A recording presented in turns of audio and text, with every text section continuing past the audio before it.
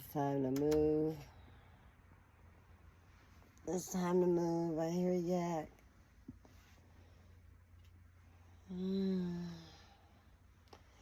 Let's get on up. I have to admit, my favorite part of the morning is not having to jump right up and get started. So sometimes I lay here for a minute and then it's on to the day.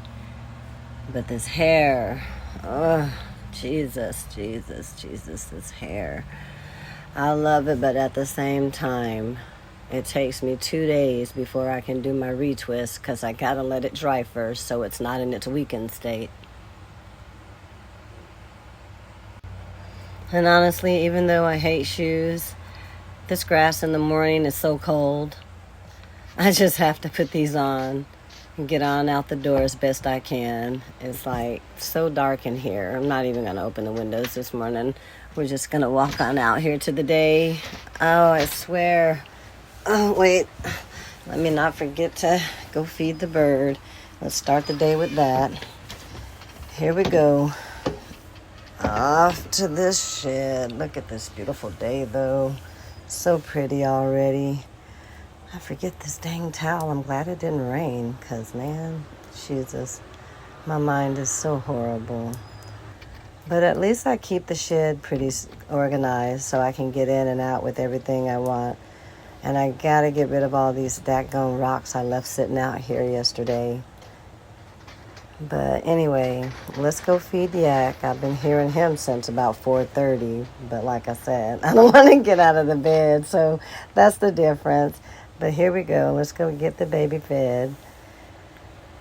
Now you know why I need my shoes. I still haven't mowed this daggone grass. I mean, I need a lawnmower. I keep saying that.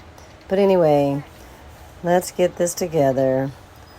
All right, here we go. Come on, Yak. Come on. Come on. Come on. All right, let me put your food in here and we'll head to the porch. Give me a sec. Just got to get this stuff together.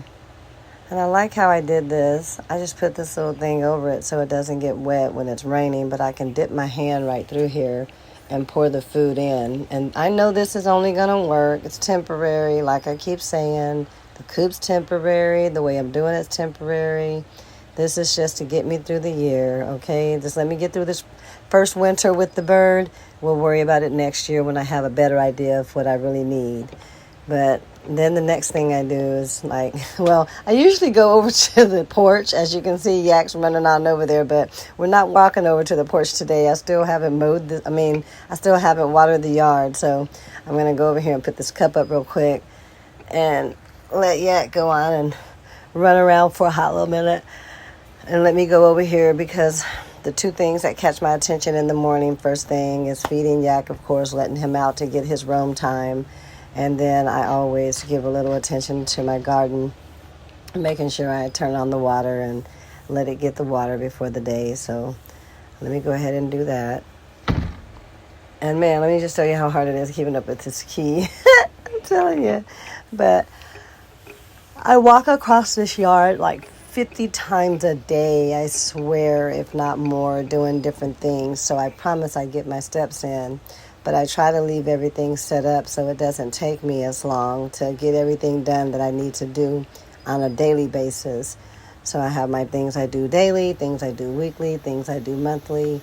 And then, of course, there's all the things that catch my attention here and there. But I love my first snip of my garden in the mornings when I come out here. And it's just so nice to me. This is my joy, y'all. I just like looking over it, and I just stand here for a minute and gape it all in because this is my first garden. I still can't believe I did all of this and didn't have a single clue what I was doing when I started. This was all trial and error. Some things worked, some things didn't work. I mean, I just had my first cherry tomatoes off of my my tomato bush over there. And I'm like, oh my gosh, these were so good. But the birds kept eating them before I could. And then the ones that I bought and planted the seeds myself are not the cherry ones. They're bigger. So they're just starting to come in. But I hung up my watermelon and cantaloupe vines. I think that's going to help them a lot. Something I saw in one of the other people's videos that I watch. And I put the the potatoes and the sweet potatoes out there so they could get more water because they aren't yielding very much. I opened them not too long ago, and there was like one in each bag. But, like I said, this is my first time, so I don't get too bent out of shape about anything that I do or mess up or I could have did better. Now I just take it all in stride. I'm enjoying the process. I'm learning as I go, watching for any tricks that I can do when I'm out looking at other people's content. And it's just really nice to be able to live this slower life and not be in the rigor mortis of all the things that everyone has going on. And then I get on over to the porch and call for my baby. And I love my bird, you guys. I am so appreciative of my friend Rachel for helping me with this lovely rooster. He is so, so sweet.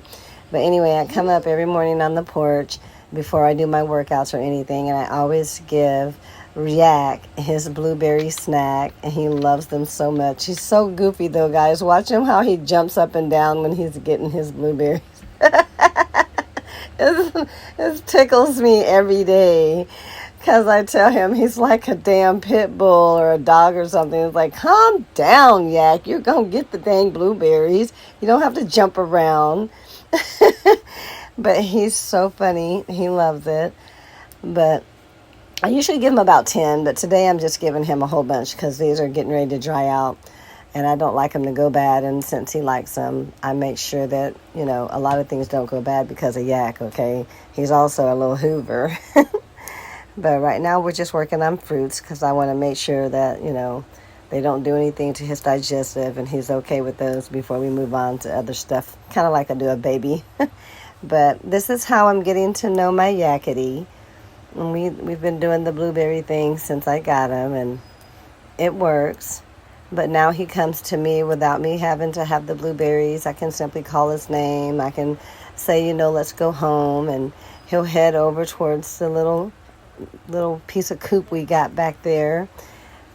He won't take his ass in, though. I don't know what's up with this bird. He'll go home and he'll come home, whatever I'm calling.